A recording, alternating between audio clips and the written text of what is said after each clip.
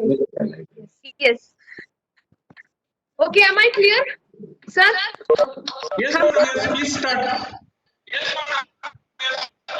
Okay, sir आपण सगळ्यांना video आता सगळ्यांना कोविड बद्दल माहिती आहे आणि त्यानंतर कोविड वी हॅव सो ह्याच्या पुढे आपण पुढच्या दृष्टीने काळजी घ्यावी याबद्दल आपण या कॉन्फरन्स व्हिडिओ कॉन्फरन्स सर आपल्याला ह्याचे काही सिम्पटम्स कॉमन अनकॉमन सिम्पटम्स याबद्दल बोलणार आहेत सर आहेत हेमंत कोकणे sir is HOD department of cardiology BJ medical and Sassoon hospital Pune आणि सर सध्या कोविड रुग्णांना सेवा देत आहेत तर ते बोलणार आहेत कोविड आणि हृदयाविषयी त्याचबरोबर आपल्या बरोबर आहे डॉक्टर प्रसाद सूर्यवंशी सर जे प्रेझेंट रुबी हॉल मध्ये प्रेझेंट आहेत सर सध्या आयसोलेशन वॉर्ड रुबी हॉल आणि ससून दोन्हीकडे पोस्टेड आहेत सर आपल्या मॅनेजमेंट ICU मध्ये पेशंट ICU मध्ये असताना कशा प्रकारे पाठवला जावा याबद्दल माहिती देतील doctor Saurabh Mutha sir Mutha hospital Baramati येथील पेडियाट्रिशियन आहेत सर आपल्याला लहान मुले नवजात मुले आणि प्रेग्नंट बायका यांमध्ये कशी काळजी घ्यायची आहे याबद्दल बोलतील so let us start with the today's topic and we are going to talk about how can we practice safe आपण सेफ प्रॅक्टिस कशी करावी ह्या कोविड मध्ये जेणेकरून आपल्याला इन्फेक्शन होणार नाही आपले घरचे सेफ राहतील त्याचबरोबर आपल्या पेशंट्सला आपल्याकडून इन्फेक्शन जाणार नाही आणि patient to patient community transmission ही कमी करण्यासाठी आपण एक सामाजिक घटक म्हणून कसे काय काम करू शकतो सो मेन इश्यू इज पहिल्यांदा पेशंट जेव्हा आपल्याकडे हॉस्पिटलमध्ये येतोय त्यावेळेला आपण पेशंट्स सेग्रिगेट करणं ह्या पुढे फार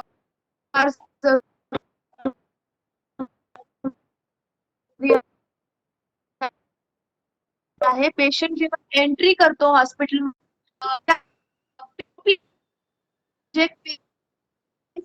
गोष्टीबद्दल माहिती घ्यावी तर ही माहिती कशा प्रकारची घ्यावी तर ही माहिती कशा प्रकारची असते की पेशंटला त्रास होत आहे पेशंटला ताप आहे का दम आहे का एवढ्या पेशंटने कुठे प्रवास केला आहे का बाहेरून कोणी आलेलं आहे का पेशंट काय काम करतो जसं आमच्या दौंड मध्ये आहे सध्या की SRPF चे जवान आहेत ते अफेक्टेड आहेत तर अशा कंडिशन मध्ये तुम्ही काय काम करता ह्या गोष्टी पेशंटची माहिती घ्यावी त्यामध्ये त्यांना एक पहिलं सांगितलं जावं बाहेर जे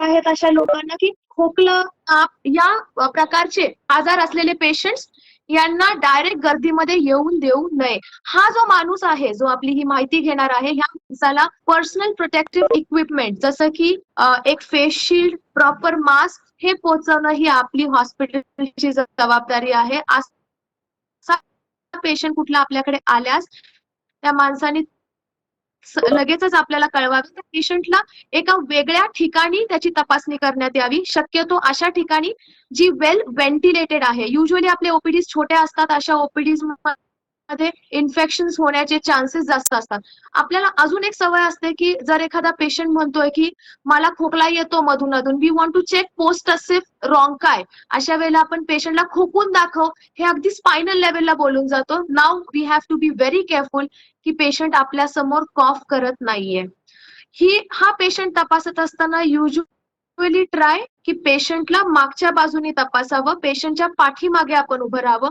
BP घेताना सुद्धा एका साईडला हात करून पेशंटचा BP घ्यावा ही काळजी नक्की घ्यावी की ज्या वेळेला आपण पेशंट तपासत आहोत त्या वेळेला पेशंट बोलत नाही त्याची हिस्ट्री त्याच्यापासून किमान 2 मीटर अंतरावरती थांबून त्याची हिस्ट्री डिटेल घ्यावी आणि त्यानंतरच ज्या वेळेला आपण त्याला तपासणी करतो that examination should be quick जास्त वेळ एक्झामिनेशनला लावू नये आणि त्या वेळेला पेशंटनी बोलू नये इनिशियली पेशंट पासून 2 मीटर अंतर ठेवूनच पेशंटची पूर्णपणे हिस्ट्री घ्यावी ज्या वेळेला पेशंट आत येतोय त्याच्याबरोबर फक्त एका नातेवाईकाला हॉस्पिटलमध्ये येण्याची परमिशन असावी.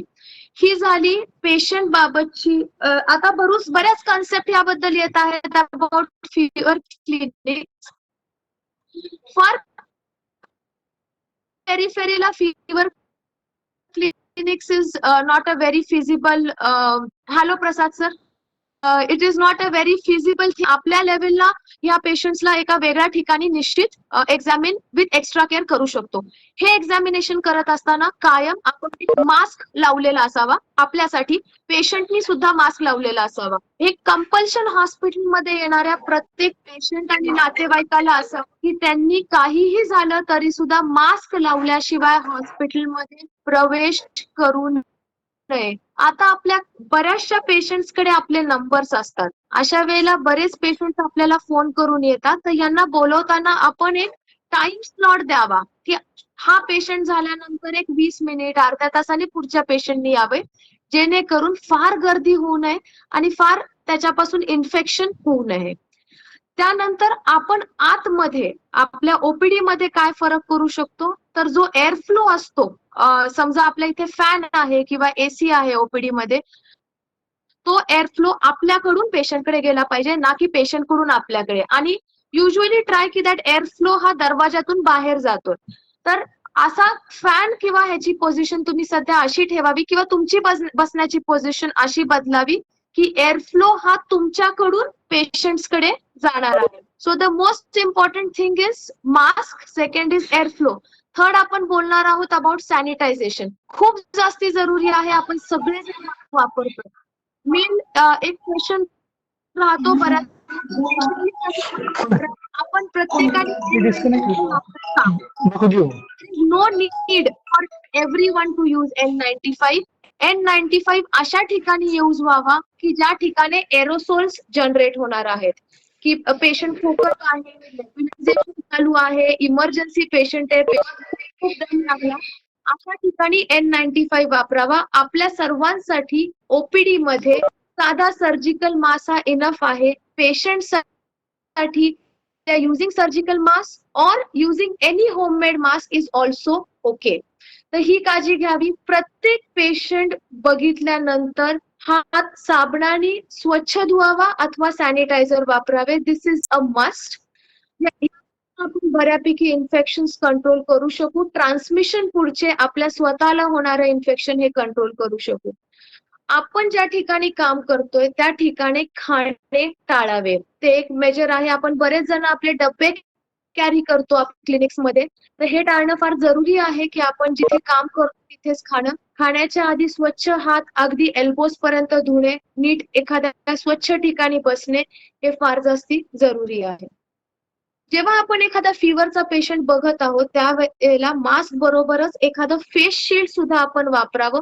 कारण you never know, the patient can just cough आणि you need that protection at that time. तर ह्या आपण गोष्टी बघितल्या आहेत आपल्या क्लिनिकमध्ये. क्लिनिक मधल्या स्वच्छतेबद्दल अबाउट सॅनिटायझेशन, पण आपण सॅनिटायझेशन बघितलं. नाव अबाउट क्लिनिक सॅनिटायझेशन.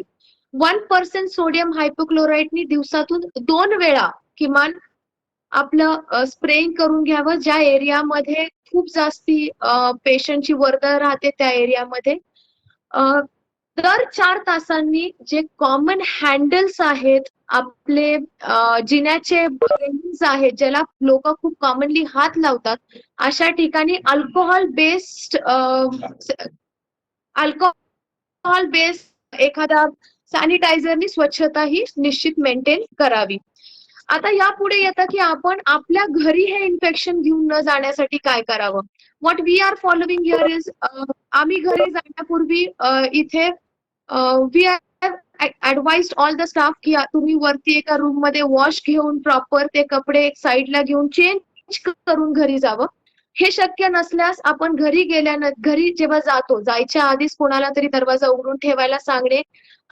आपल्या रोजच्या वस्तू असतात, वी टेंड टू वेअर चेन्स अँड अंगठ्या आणि घड्याळ आणि बांगड्या, ह्या सगळ्या गोष्टी सध्यासाठी वापरू नयेत, कारण यावरती इन्फेक्शन पसरण्याचे, यावरती इन्फेक्शन राहण्याचे चान्सेस खूप जास्ती आहेत. सो आपण जेव्हा घरी जातो तेव्हा या सगळ्या गोष्टी एखाद्या बाउलमध्ये बाजूला ठेवून घरामध्ये गेल्यानंतर डायरेक्ट आंघोळीला जाऊन गरम पाण्याने आंघोळ करणे. आपले हॉस्पिटलमध्ये सॉरी दिवसभर वापरलेले जे काही कपडे आहेत ते गरम पाण्यामध्ये भिजत घालून नंतर त्यांना डेटॉल सारख्या ह्याच्यामध्ये निश्चित धुवून घ्यावं. आपण घरी गेल्यानंतर आपल्या कॉन्टॅक्टमध्ये आपली मुलं डायरेक्ट लगेच येत नाहीयेत याची देखील आपण काळजी घ्यावी. शक्यतो आपल्या घरामध्ये आपले आई वडील जे असतील ज्यांना डायबिटीस, हायपरटेन्शन ह्याचे असे आजार आहेत त्यांच्याशी आपण संपर्क ह्या काळामध्ये निश्चित टाळावा. या सगळ्या गोष्टी आपण निश्चित करू शकतो. ह्या अगदी बेसिक आहेत, आपल्या सगळ्यांना माहिती आहेत, पण त्या परत आठवण करून देण्याचं कारण हेच की रिव्हिजन केली परफेक्ट. सेकंडली अजून एक आपली सवय असते when we put a mask आपण आपला मित्र आला समोर बोलायला खाली मास्क करतो. So that is not proper. असं करण्यामध्ये आपण इन्फेक्शन्स हे आपल्या एअरवे मध्ये जास्त टाकण्याची भीती आहे. हे इन्फेक्शन्स पसरू शकतात. ही काळजी आपल्याला निश्चित घ्यायची आहे. मास्क खाली काढून फोनवर बोलणे, मास्क खाली काढून पाण्याची बाटली तोंडाला लावणे, we have to avoid all of this. हे निश्चितच सगळं अवॉइड झालं पाहिजे. अजून एक प्रश्न मला रिपीटेडली विचारला गेला की एक्झामिनेशन करताना ग्लव्स वापरावेत का? Yes, you can use gloves, but if you are using gloves be sure की प्रत्येक पेशंट नंतर तुम्ही ते ग्लव्स डिस्कार्ड करताय. तुम्ही तेच ग्लव्स सगळ्या पेशंट्सला वापरू शकत नाही. That is not safe even for patient and even for you. It is easier की ठीक आहे तुम्हाला एखादा ओरल एक्झामिनेशन करायचं आहे, तुम्हाला रेक्टल एक्झामिनेशन आहे, ENT चेकअप आहे, यू कॅन यूज ग्लव्स. पण ॲब्डॉमिनल चेकअपला रुटीन तुमचे diabetes, hypertension patient so you do not need to use gloves. It can be more dangerous than any use to us. So, Maske sir, I will like you to talk on the symptoms, common symptoms. Okay. Thank you. Exactly. हा Thamkar sir, one more thing. हा बोला ना. आपल्या OPD practice मध्ये बरेच patients येतात की खोकला म्हटल्यानंतर आपण पहिलं त्यांना नेब्युलायझर लावतो. So one very important thing, do not put nebulizer during this time. ह्याच्यामधून एरोसोल्स डेव्हलप होऊन इन्फेक्शन्स पसरू शकतात. आता जर असा पेशंट आपल्याकडे येतोय ज्याला नेब्युलायझेशन लागतंय, give them what you call your inhalers with spacers. Spacers असतात त्याला, ते तुम्ही देऊ शकता. और इवन इफ द पेशंट फार सिम्प्टोमॅटिक पेशंट नसेल तर तुम्ही त्याला नॉर्मल इनहेलर सुद्धा देऊ शकता. जे काय IV फ्लुइड्स तुम्ही देताय पेशंटला ते स्लो द्या. देन अमायनोफायलिन और डेरिफायलिन infusions can be given. कुठलेही असे औषधं देऊ नका लाईक स्टिरॉइड्स फास्ट पुश केल्याने नंतर पेशंट कॅन इंड्यूस वॉमिटिंग. अशा वेळेला there can again be aerosol dispersion. So it is very necessary की आपण या छोट्या छोट्या गोष्टींचं नीट लक्ष ठेवून यापुढे या कोविडसाठी करत असताना, ही प्रॅक्टिस करत असताना आपण या गोष्टींकडे लक्ष द्यावं. Just a minute sir. Maske sir हा मस्के सर जॉईन झालेले आहेत sir. Madam. Okay sir. Maske sir to join the line for symptoms. नमस्ते. नमस्ते सर. कोविड-19 येतोय सर आवाज? आवाज क्लिअर येतोय, काय प्रॉब्लेम नाही. ओके. हॅलो, येतोय ना येतोय, क्लिअर आवाज येतोय, काही प्रॉब्लेम नाही. Okay sir. आवाज? कोविड-19 हा आजार कोरोना व्हायरस या विषाणूमुळे व्हायरसमुळे झालेला आहे. आजारामध्ये आवाज प्लीज थोडं मोठ्याने बोलताय. तसेच श्वसनासंदर्भाचे आजार, याच्यामध्ये पेशंटला खोकला येणे, हॅलो. सर्दी होणे, दम लागणे, घसा दुखणे, न्यूमोनिया हॅलो. होणे, रक्तामध्ये आवाज थोडा मोठा. Maske sir you are not. लक्षणं दिसतात. मी माझ्या नंबरवरून मस्के सरांना कनेक्ट करते सर. जुलाब होणे, ओके, काही ओके. पेशंट मध्ये किडनी फेलची लक्षणे, अशा स्वरूपाची लक्षणे याच्यामध्ये युजली दिसतात.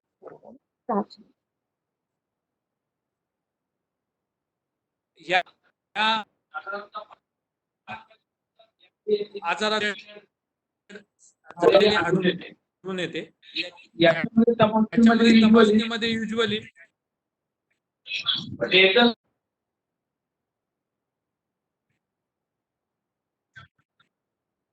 शलाका मॅडम तुमच्या मोबाईलवरून मॅडम सरांना बोलू द्या, काय हरकत नाही. मी सरांचा डिस्कनेक्ट करतो. ने- okay. Okay sir. Okay sir. Okay madam, तुमच्या मोबाईलवरून चालू राहू द्या.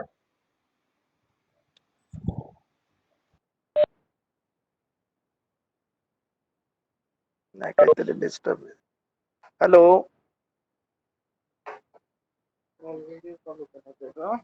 लाड सर माईक बंद ठेवा.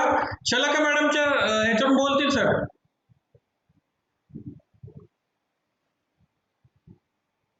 बंद कर, बंद कर. झालं सर माझं. Okay sir. Hello Khamkar sir बोला सर. ओके सर, बोला सर, बोला. हॅलो. sir who's talking आणि about काही common symptoms. रुग्णांमध्ये- हा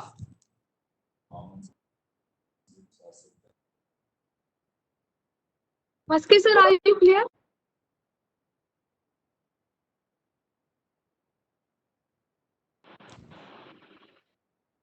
हॅलो. Hello. हा मॅडम. Kamkar sir.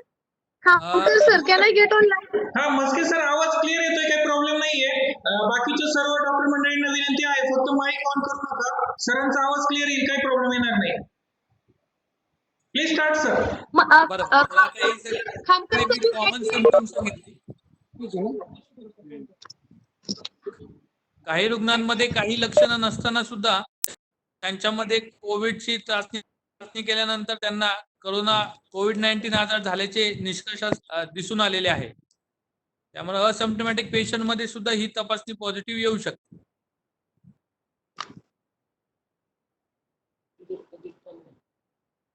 कामकर सर झालंय माझं, मॅडमला परत देऊया.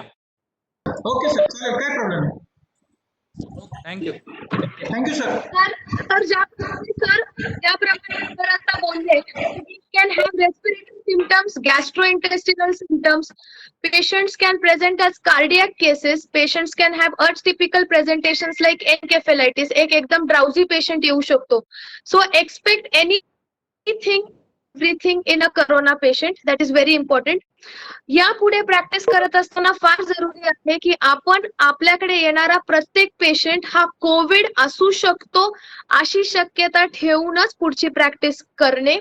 या बाबतीत आपण पेशंट्सला सुद्धा याबद्दल आपल्या ओपीडी मध्ये आल्यानंतर माहिती ही प्रत्येकाने दिली पाहिजे. खामकर सर, आपण परवा बोलत होतो अबाउट सारी आणि मिसकन्सेप्शन्स अबाउट सारी. बरोबर. सारी is severe acute respiratory infection. हा जो काय इन्फेक्शन आहे ह्याच्यामध्ये अप्रॉक्सिमेटली 17 व्हायरसेस आहेत जे सारी कॉज करू शकतात आणि corona virus is one amongst them. त्यांच्यामधला एक करोना आहे. तर प्रत्येक सारीचा पेशंट हा करोना नाही हे पहिलं आपण लक्षात घेतलं पाहिजे, नाहीतर त्याच्यावरती एक लेबल लागतो, you are SARI, you are corona.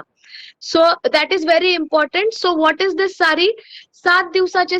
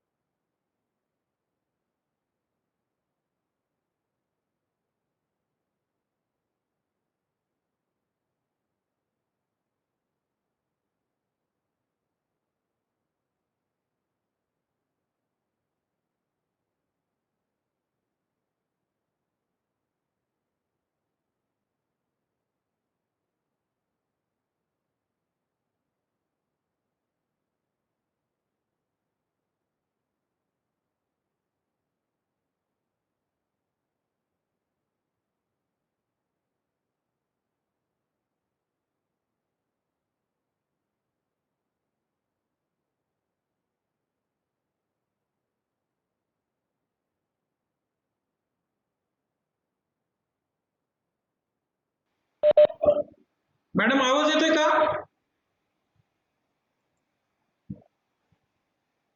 आपला प्रॉब्लेम नाही.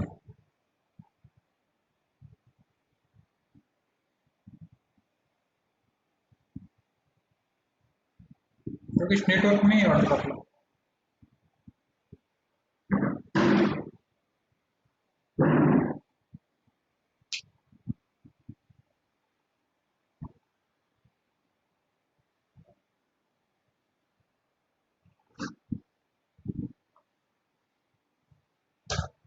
Sir, Uncle sir, can you hear me? हो येतोय मॅडम आवाज येतोय मॅडम.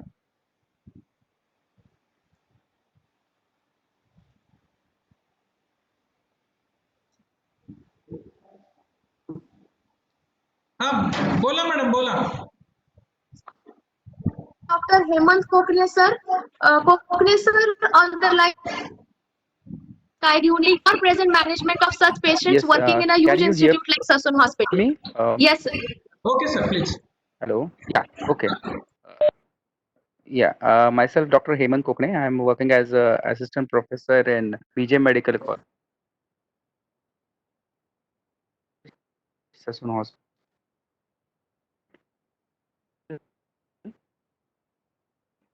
तर आता आपण डिस्कस केल्याप्रमाणे कोरोना व्हायरसचे संदर्भामध्ये can you hear me everyone? Yes. Yes yes yes. Okay. तर कार्डियक मॅनिफेस्टेशन्स कोरोना व्हायरसचे almost 20% patients are affected with corona virus. तर त्यामध्ये दोन ऍस्पेक्ट्स आहेत. एक इम्पॉर्टंट ऍस्पेक्ट असा आहे की कार्डियक कंडिशन ज्यांना अंडरलाईंग आहेत असे patients are getting more and more serious corona infections. हा एक पॉइंट आहे. सेकंड पॉइंट इज जे पेशंट सिव्हिअर कोरोना म्हणून इन्फेक्ट होत आहेत त्यांच्यामध्ये कार्डियक इन्व्हॉल्वमेंट होण्याचे खूप जास्त आहेत. साधारणपणे 20% पर्यंत आहेत. तर असे काय काय मॅनिफेस्टेशन्स आहेत कोरोनाचे, तर one by one we will see. First of all severe कोरोनामध्ये कार्डियक मॅनिफेस्टेशन्स काय काय आहेत, तर त्याच्यामध्ये सर्वात इम्पॉर्टंट जे आम्हाला आढळून आलं आहे ते आहे मायोकार्डायटिस. मायोकार्डायटिस म्हणजे मायोकार्डियल टिश्यूचे इन्फ्लेमेशन, ज्याचं मॅनिफेस्टेशन कार्डियक एन्झाईम रेज होणे, ईसीजी वरती चेंजेस, अशा प्रकारे. त्यानंतर अतिशय जास्त दम लागणे, डिस्प्रपोर्शनेट टू लंग ऍक्शन, हे आहेत. कार्डियक एन्झाईम्स वाढणे, डी डायमर वाढणे, हे सगळे सायटोकाईन स्टॉर्म मध्ये पेशंट असणे, ह्या सर्व गोष्टी आपल्याला मायोकार्डायटिस मध्ये दिसतात. तसेच ज्या पेशंटला सर्वात कॉमन मॅनिफेस्टेशन जे आहे त्यामध्ये AV conduction block, complete heart block, tachyarrhythmias, bradyarrhythmias, हे असू शकतात. त्याप्रमाणे even non ST elevation MI सुद्धा आपल्याला कार्डियक मॅनिफेस्टेशन्स ऑफ कोविड मध्ये सापडतात. टिपिकली जे डिस्क्राईब केलं गेलं आहे त्यामध्ये असं आहे की एसटी एलिव्हेशन एमआयचा पेशंट आपल्याकडे येतो, आपण त्याची अँजिओग्राफी करतो आणि ती अँजिओग्राफी जवळजवळ नॉर्मल येते. तर ते एक्झॅक्टली जे आहे तर त्या एमआयचं मेकॅनिझम म्हणजे लंग, जो हार्टचा टिश्यू डॅमेज झालाय, मसल, त्याची मेकॅनिझम ही रक्तवाहिनी ब्लॉकेज, आर्टरी ब्लॉकेज नसून तो भागाचा टिश्यू मृत पावल्यामुळे, मायोकार्डायटिसमुळे हे आहे. त्याच्यामुळे डायग्नोसिस करणं फार डिफिकल्ट जात आहे. तसेच बाकीच्या गोष्टी आहेत ज्यामध्ये की कार्डियक हे आहे, त्यामध्ये हायपरटेन्शन, डायबिटीस आणि नोन इस्केमिक हार्ट डिसीज असणारे पेशंट, तसंच जे पेशंट 55 एजच्या वरती आहेत त्यांच्यामध्ये सिव्हिअर कोरोना होण्याची ससेप्टिबिलिटी ही नॉर्मल किंवा यंग पेशंट सुद्धा पेक्षा जास्त असते. तर त्यांच्यामध्ये आपण पाहतो की साधारणपणे 15 to 20% पेशंट जे हायपरटेन्सिव्ह आहेत ते, तसेच 10% पेशंट जे डायबेटिक आहेत, हे एवढं कॉम्प्लिकेशन रेट आहे. म्हणजे these many patients are likely to be complicated versus normal patient, ज्याच्यामध्ये 2 ते 3% किंवा 5 ते 6% पेशंट कॉम्प्लिकेशन होण्याची शक्यता असते. तर ती निश्चित डबलहून दुप्पटीहून जास्त आहे. तर आता अशा सिच्युएशनमध्ये आपल्याला ते काळजी घेणं फार इम्पॉर्टंट आहे की जे आपले नोन हायपरटेन्सिव्ह डायबेटिक पेशंट्स आहेत त्यांच्यामध्ये सिम्पटमचं स्क्रीनिंग आपण नॉर्मली करतो, ज्या पेशंट्सला करतो त्याहून जास्त करणं आणि त्यांना जास्त अवेअर करणं हे फार इम्पॉर्टंट पार्ट आहे. त्यांची इम्युनिटी आणि त्यांची सगळ्या गोष्टींची काळजी घेणं आपल्याला अतिशय गरजेचं आहे. त्याच्यानंतर अजून एक ऍस्पेक्ट आहे कार्डियक मॅनिफेस्टेशन मध्ये, ते म्हणजे क्यूटी इंटरव्हल प्रोलॉंग होणं. ICMR ने गाईडलाईन्स मध्ये कोरोना साठी प्रोफायलॅक्सिस साठी हायड्रोक्सिक्लोरोक्विन या औषधाचं रेकमेंडेशन केलेलं आहे. ते ड्रग कॉमनली आपण यूज करतो रुमॅटॉइड अर्थरायटिससाठी. तर ह्या ड्रगची मोस्ट इम्पॉर्टंट साइड इफेक्ट आहे क्यूटी प्रोलॉंग होणं. तसेच कोरोना इन्फेक्शन झाल्यावरती अझिथ्रोमायसिन अँटीबायोटिक दिलं जातं,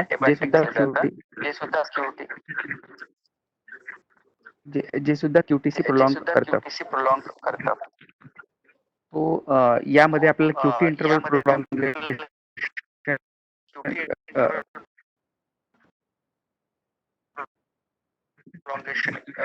वरती लक्ष ठेवणं गरजेचं आहे. Okay. That's it. सो आपल्याला ते काळजी घेणं अतिशय गरजेचे आहे की कार्डियक पेशंट जो येतो त्यांच्यामध्ये सुद्धा कोविड असण्याची शक्यता ही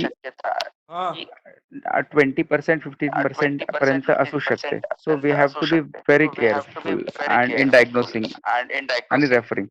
म्हणजे थोडक्यात ईसीजी चेंजेस आले आणि ईसीजी वरती प्रॉब्लेम्स असतील आणि पेशंटला निमोनियाचा टाईप पिक्चर असेल एक्सरे वरती, तर क्षणात तर immediately we have to refer the patient ahead.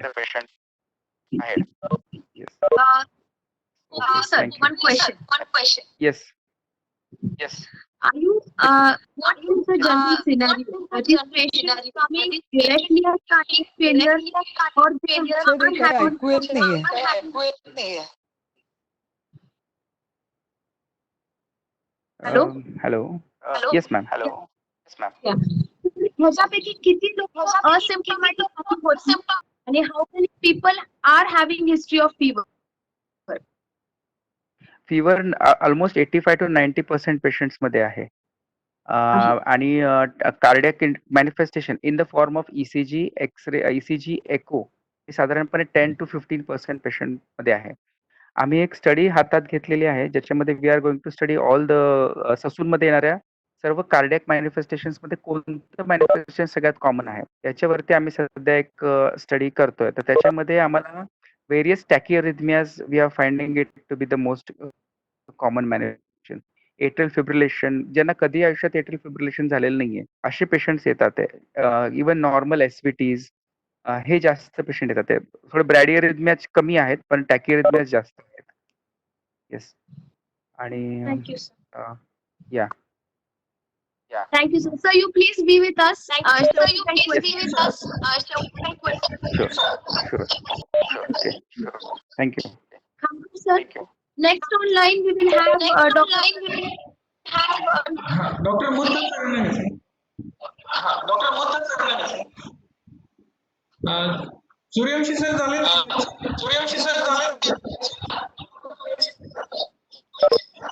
Hello. हा, डॉक्टर सूर्यवंशी सर आहेत ना.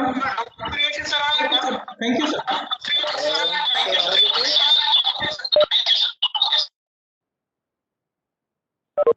शंकर सर आवाज येतोय? हा, येतोय सर, येतोय. Okay. So after Hemant Kokne, it is very difficult to talk about the corona, and after Shalaka Lonkar already explained about all the things regarding the corona. Right now I am managing the corona patient in the ICU. And your audio is येतोय का आवाज? थोड़ा जोरात प्रसाद please. Louder. So I am talking about regarding the proposed treatment आवाज protocol in please, the madam. corona patient in the ICUs as well as in the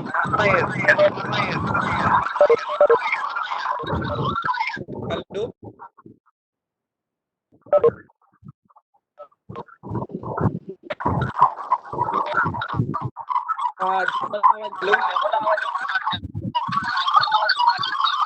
Shankar sir आवाज येतोय?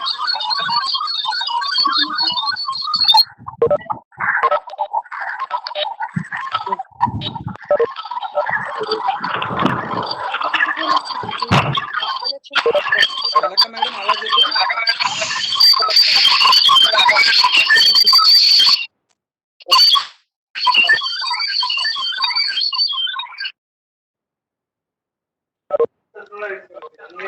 Hello, आवाज येत नाही सर.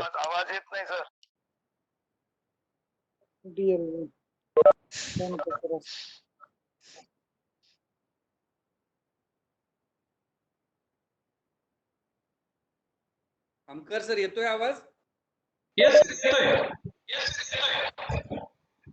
बाकीच्या सर्व येतोय. हा मला सरांचं लेक्चर सुरू असताना तर इको सारखा आवाज येईल. Regarding the treatment protocol, I will talk regarding the treatment protocol for corona patient.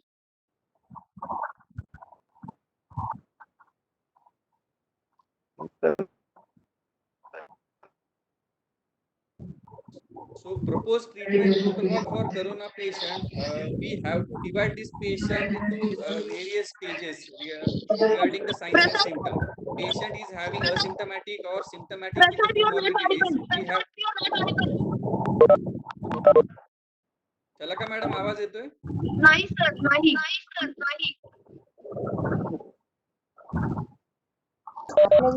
Madam एक प्रॉब्लेम होतोय, काही लोकांचे प्रॉब्लेम होतोय. इतर लोकांना विनंती आहे.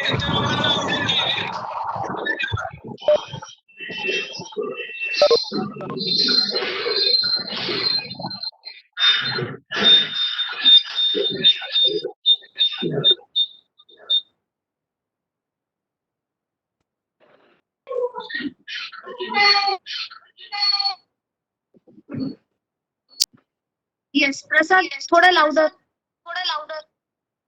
येतोय आवाज आता?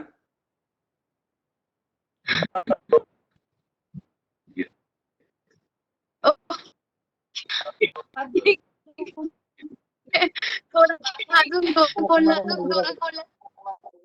So it is very difficult to talk about corona after Dr. Shalaka and Dr. Hemant Kokne. Still, I will try.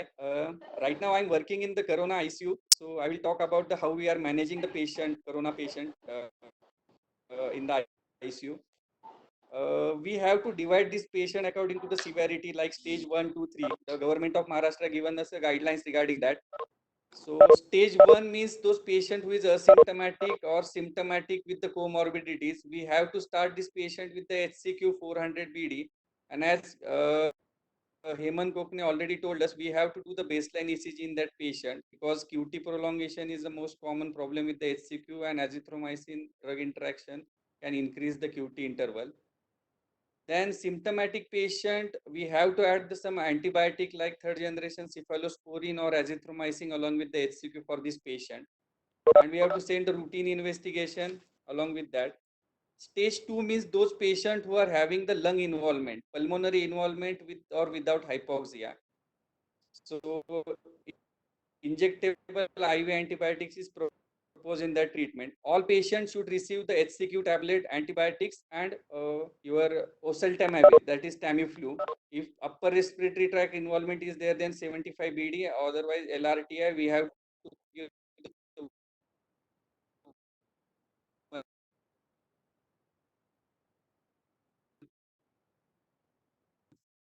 50 milligram BD. Stage 3 patient means severe symptomatic with the cytokine storm.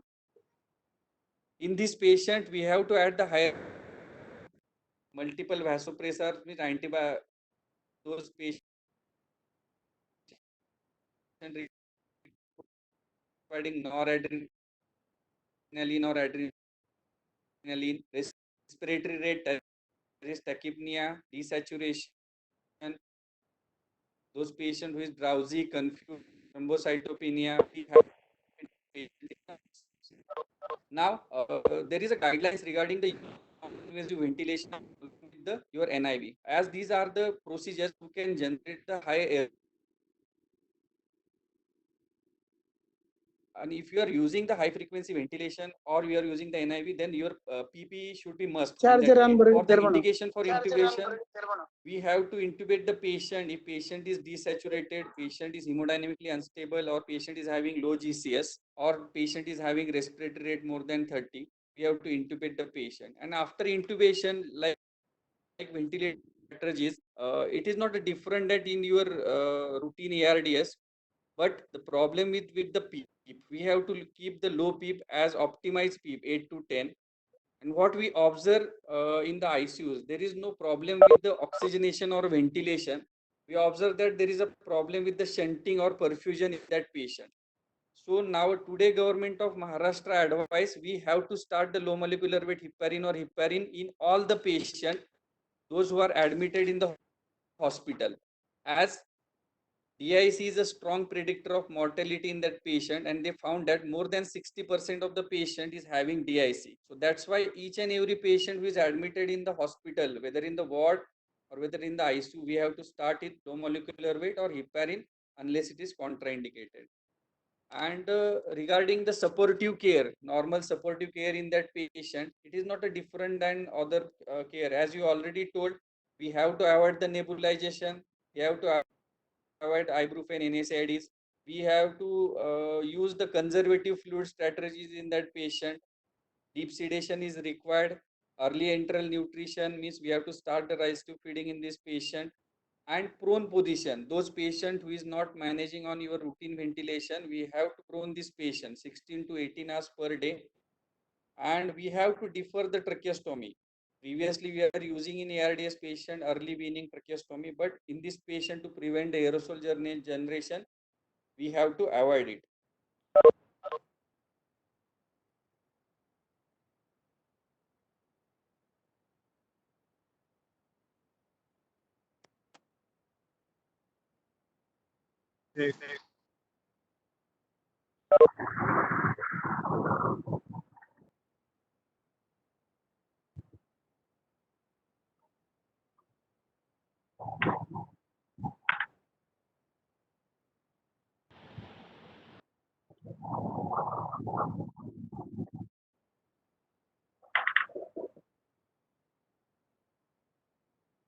Khamkar sir.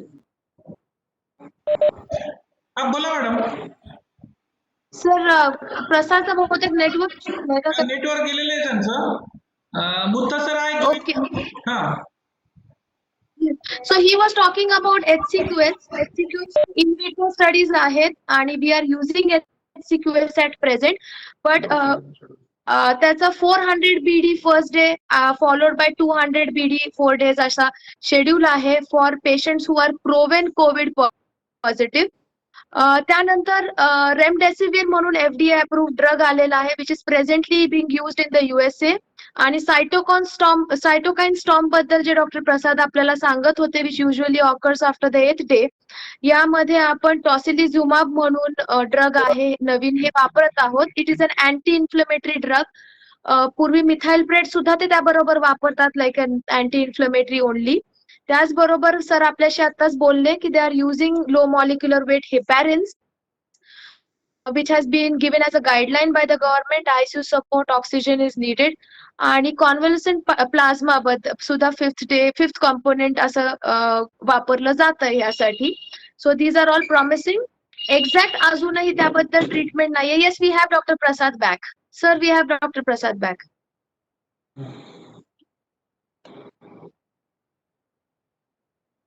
होतंय sir connect?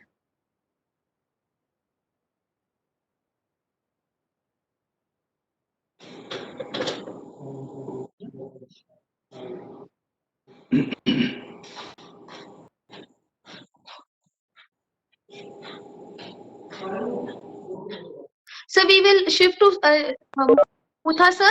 Mutha sir. Saurabh Mutha sir. आहे.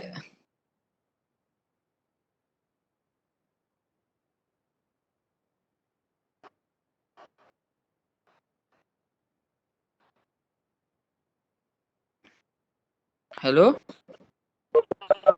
हा sir बोला तुम्ही sir. मुत्ता sir आवाज येतोय madam बोला. Hello. हो येतोय माझा आवाज? हा सूर्यवंशी सर पुन्हा जॉईन झालेले मॅडम. येतोय सर आवाज. हॅलो. ओके मी स्टार्ट करू? Okay sir okay. Yes yes. Hello.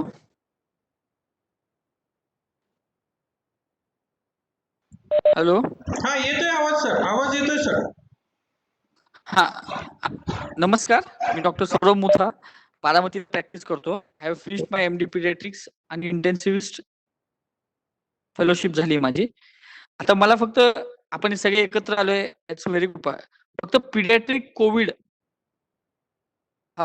how is it different from adult COVID?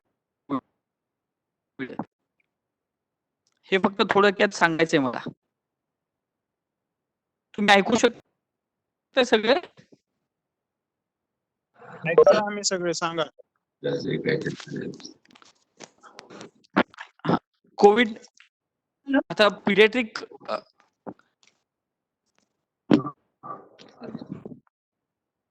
Anything unexplained जे आहे कॅन हॅपन इन पिडियाट्रिक्स. मग फक्त फीवरच नाही, फीवर सोडून gastro, loose motion, vomiting, cough, cold fever, काही मुलांमध्ये febrile convulsion, encephalopathy, myocardial dysfunction, everything can happen in कोविड-19. कोरोनामध्ये सगळे सिम्पटम्स दिसू शकतात. तर anything unexplain, unrelated to our normal illness, normal routine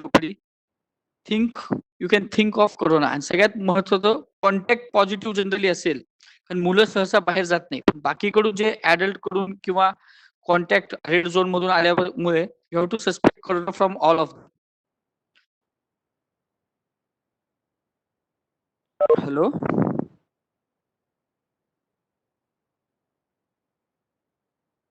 hello,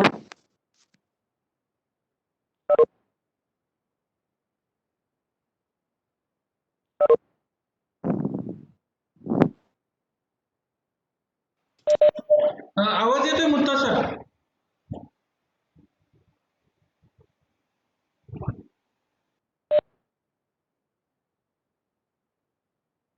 कामकर sir आवाज नाही येत. कामकर सर हा येतोय, येईल सर, येईल. इथे करा. ठीक ठीक. मुत्ता सर बोला तुम्ही, आवाज येईल. येतोय येतोय.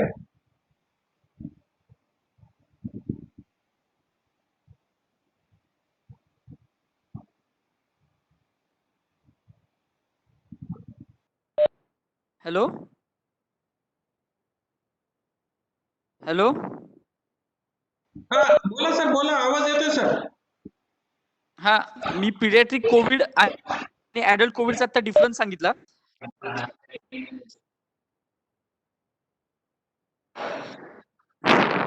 हॅलो, हा सौरभ सर, तुमचा आवाज येतोय. यू हा, कंटिन्यू. पिडियाट्रिक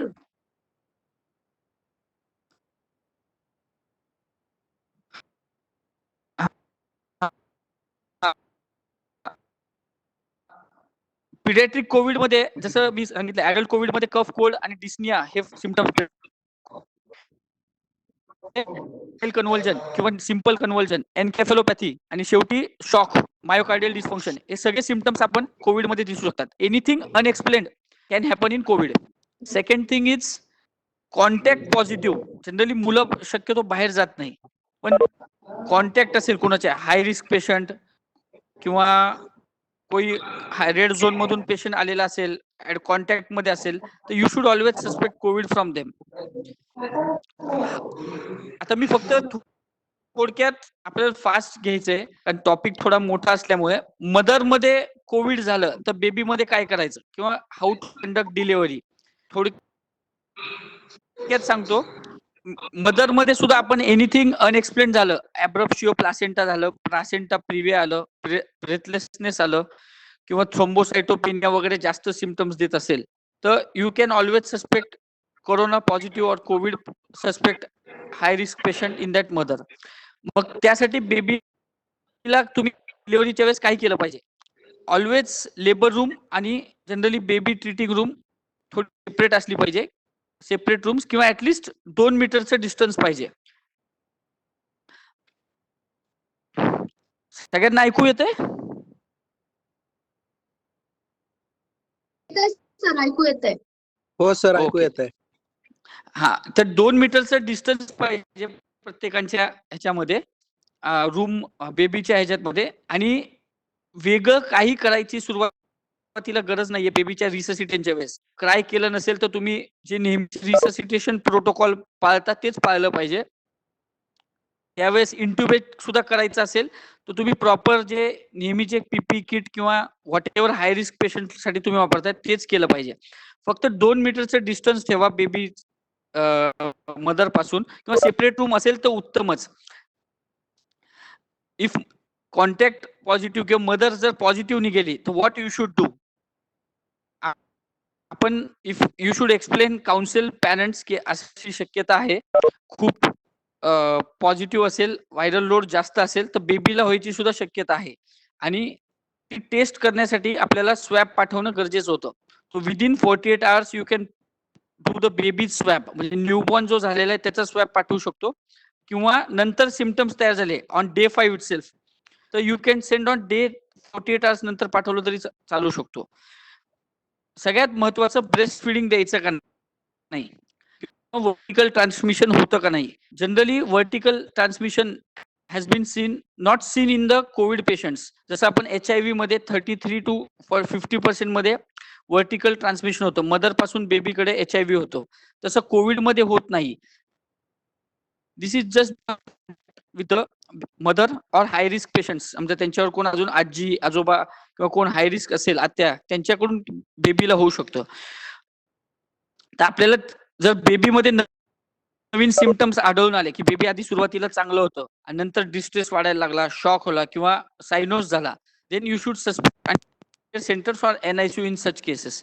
आणि NICU मध्ये सुद्धा शिफ्ट करताना आपण जे पर्सनल प्रोटेक्टिव्ह इक्विपमेंट्स वापरून किंवा आयसोलेशन करून पाठवलं पाहिजे. ब्रेस्ट फिडिंग करायचं का नाही, सगळ्यात महत्वाचा मुद्दा. जर मदर कोविड पॉझिटिव्ह असेल तर तुम्ही त्यांना एक्सप्लेन करा की हे ही शक्यता आहे, असं असं आहे. तुम्हाला जर ब्रेस्ट मिल्क करायचं असेल तर एक्सप्रेस ब्रेस्ट मिल्क किंवा ब्रेस्ट पंप मध्ये मिल्क काढून वाटी चमच्याने दिले तर उत्तमच. आणि जर नातेवाईक तयार नसेल किंवा सोशली त्यांना ऍक्सेप्टेबल नसेल तर मदरला प्रॉपर मास्क घालून, शिल्ड घालून you can breast feed the baby. प्रत्येक वेळेस ब्रेस्ट फिडिंगच्या आधी हात धुणे आवश्यक आहे किंवा बाळाला हात लावणार असेल तर त्यांना हात धुणे आवश्यक आहे किंवा सॅनिटायझर वापरणं आवश्यक आहे. सॅनिटायझर वापरताना ऍटलीस्ट 20 सेकंड्स सॅनिटायझरला हात लावून थांबवलं पाहिजे. Let it get dry. नाहीतर तेच ओलं सॅनिटायझर नको तिथे बेबीला टच करायला. ऐकू शकता माझं? हॅलो. ऐकू येतं. ऐकू येतंय, येतंय. येतंय. Okay okay. जर आपण बेबीचा स्वॅब पाठवला दुसऱ्या किंवा 48 hours मध्ये किंवा फर्स्ट 5 days मध्ये आणि ते पॉझिटिव्ह आलं तर बेबीला सुद्धा आयसोलेशन मध्ये ठेवण्याची गरज आहे. आणि जे बेबीला हँडल करणार आहे त्यांना PPE देणं गरजेचं आहे. You have to repeat the test after 5 to 14 days मध्ये कधीही परत एकदा RT-PCR पाठवलं पाहिजे. आणि ते बेबीचं स्वॅब जे घेताना जनरली कुठलंही पीडियाट्रिक किंवा ऍडल्ट पेशंटचं स्वॅब घेताना एक तर नेझोफॅरिंजियल स्वॅब घेतात जे लोअर कॉर्नेला टर्बिनेला टच करतं. माउथ मधून घेताना टॉन्सिलर पिलरला टच करतात स्वॅब आणि पोस्टिरियर फॅरिंजियल वॉलला. असे स्वॅब दोन्ही टच करून, आणि ते जर निगेटिव्ह आले तर baby is you can say corona free or is been treated. Generally babies मध्ये असिम्टमॅटिक खूप असतात पण they may act as an carrier. So you have to be very careful in such cases. I think I have cleared the newborn. Hello.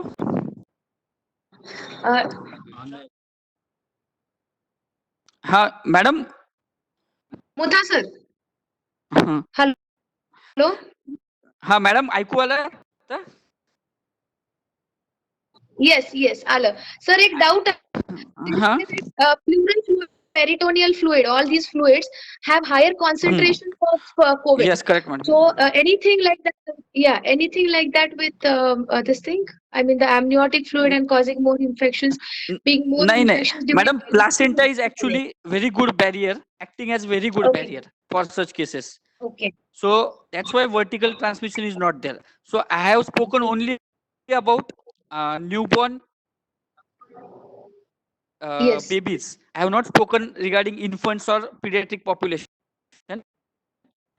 Second thing, mothers फक्त vaginal transmission, vaginal flora पासून एक transmit होऊ शकतं. They have been studies recently published in America की and Italy. Because of vaginal Yes. Transmission जर तिथे abrasion असेल, काही वुंड असेल तर इट कॅन ट्रान्समिट.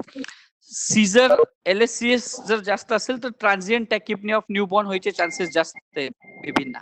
जनरली जे 10% खाली असतं तर कोविड पॉझिटिव्ह असेल तर 20% पर्यंत जाऊ शकतो. Okay. हा आणि अमायनो जे आपण फ्लुइड वगैरे जे बाकीचे आहेत तर त्याच्यापासून ट्रान्समिशनचं रेट कमी आहे कारण तुम्ही ऑलरेडी पर्सनल प्रोटेक्टिव्ह इक्विपमेंट्स आणि सक्शन मशीन वापरलं जाणार आहे त्यावेळेस.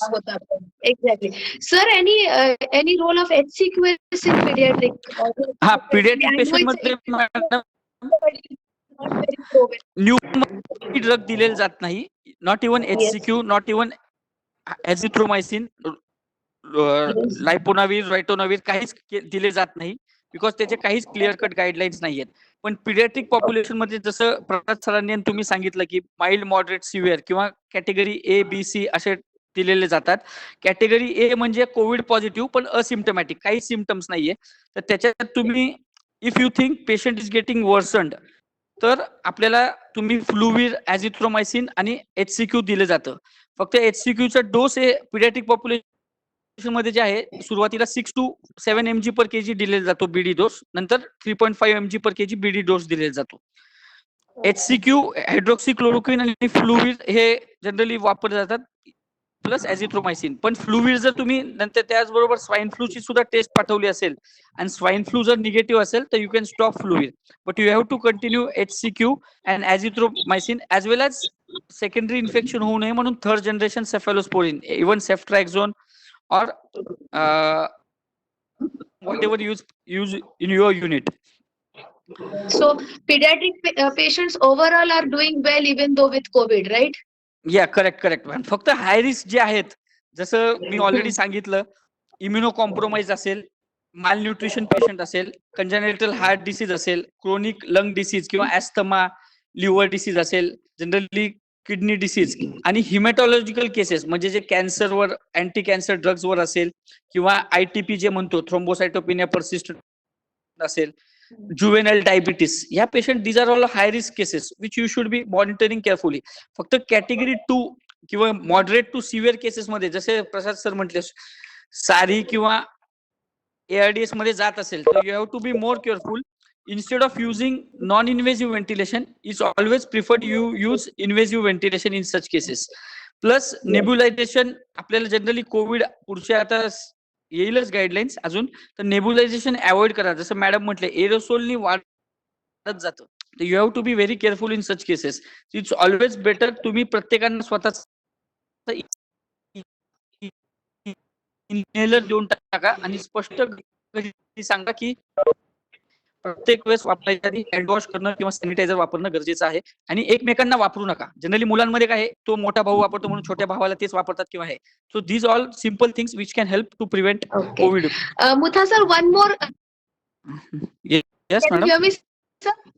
येस. एक AICOG चे गाईडलाईन्स आहेत की हा. Get all pregnant females post for elective sections tested. Okay. तर आपल्या ग्रुपमध्ये आता बरेच असे डॉक्टर्स आहेत ज्यांच्या इथे सेक्शन्स होतात regularly. So can you Correct. Guide them in any way for during such times? It is not possible for us at Daund or Srigonda to get COVID testing done for our patients. But we do have a few cases who might come up for that. You cannot avoid a section obviously. तर अशा Okay. वेळेला काय extra घेता येईल?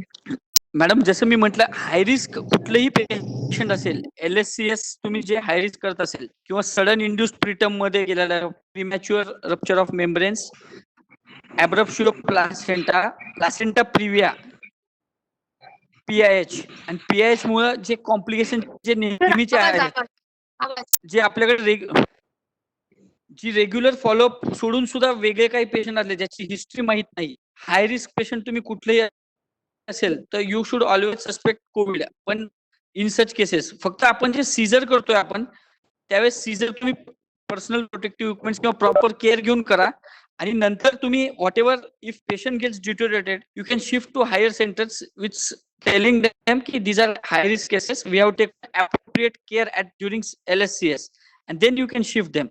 If you tell them की आपण घाबरतो की बाबा सीझर हॉस्पिटल सील होईल किंवा नाही, पण टेल देम आता नवीन गाईडलाईन्स प्रमाणे गव्हर्नमेंटनी सुद्धा सांगितलं तुम्ही प्रॉपर गाईडलाईन्स घेत असतात, प्रॉपर काळजी घेत असताल तर तुम्हाला हॉस्पिटलचे जे You don't need to close down की आपलं you don't need to close down, तर हे काही गरज वाटत नाही.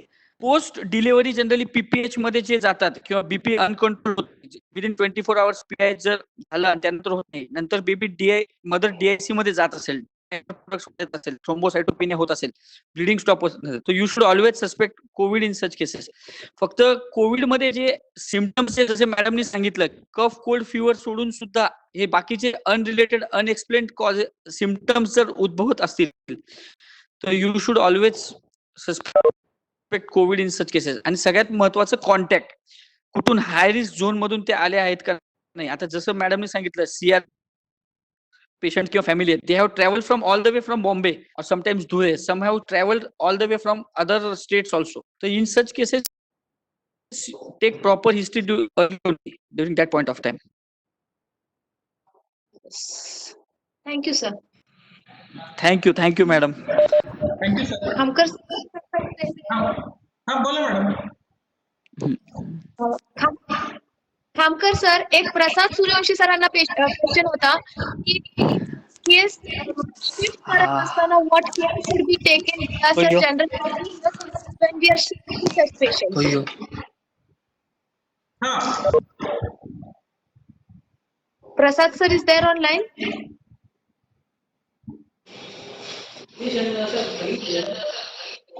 Hello.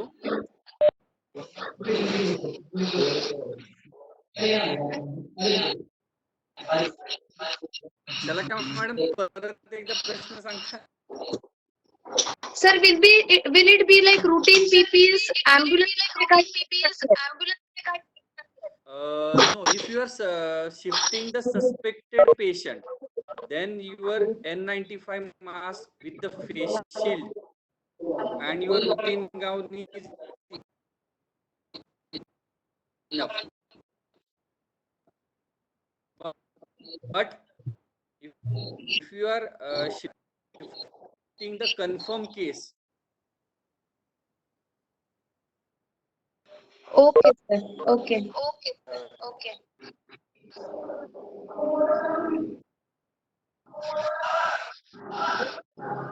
Kamkar sir, any questions from anyone?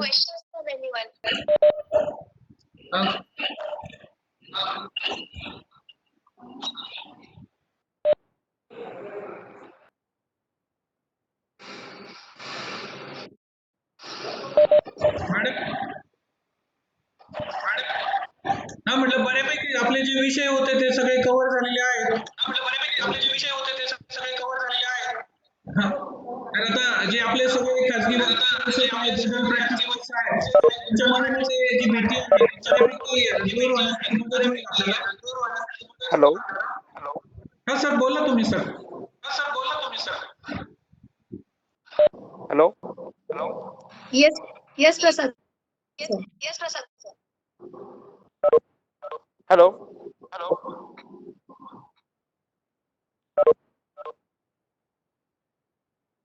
Hello.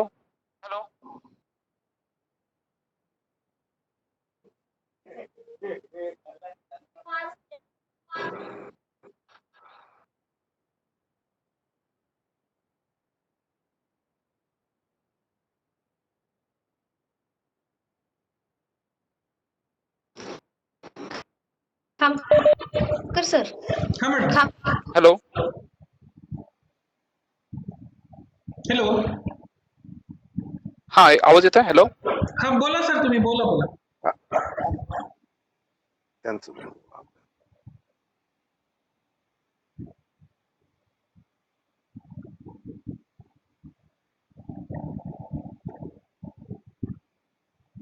Hello.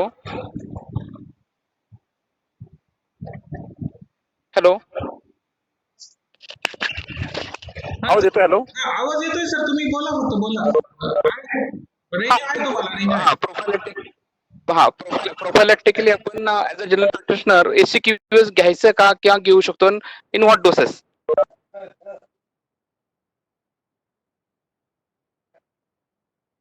Hello.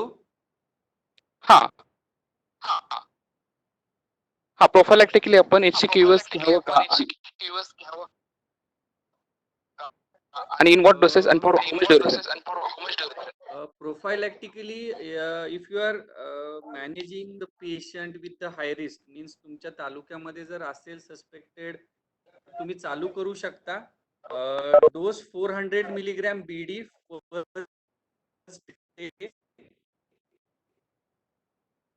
and then 400 per week for 7 weeks. This is the ICMR standard guideline. If you are having age more than 30, we have to do the baseline ECG before starting the Okay. LCQ. Thank you. So first day BD dose and then 400 OD for 7 weeks. Sir.